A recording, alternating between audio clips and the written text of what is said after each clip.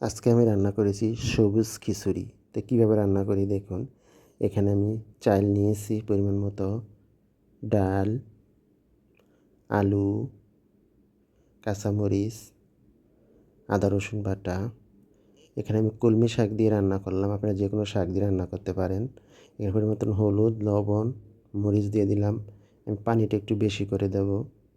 এখন আমি চুলা বসাই, আমি 2টা লং, 2টা এলাচ, 2 টুকরা দারচিনি দিলাম। এখন আমি ঢাকনা দিয়ে ঢেকে সিদ্ধ হওয়া পর্যন্ত অপেক্ষা করব। এটা আরও সিদ্ধ হবে এবং পানিটা শুকনো শুকনো ঘন হবে। ঘন হয়ে গেছে দেখুন আমার। এখন আমি ধনিয়া পাতা দিলাম। ধনিয়া পাতা দেওয়ার পর আমি এটা বাগার দেব। এখানে একটু তেল দিয়ে ছেঁচা রসুন পেঁয়াজ কুচি দিলাম, এটাকে লাল লাল করে ভেজে নেব। এখন আমি খিচুড়িটা ঢেলে দেব।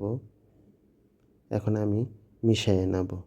সব শেষ আমি একটা ম্যাগি মশলা দেব। ম্যাগি মশলা দিলে খেতে কিন্তু অসাধারণ লাগে। তো আমার ভিডিওটা যদি ভালো লাগে অবশ্যই একটু লাইক, শেয়ার, কমেন্ট করবেন। এই খিচুড়িটা আপনারা ভর্তা দিয়ে বা ডিম ভাজা দিয়ে খেতে পারবেন। আমার ভিডিও ভালো লাগলে অবশ্যই লাইক, শেয়ার, কমেন্ট করবেন। ধন্যবাদ।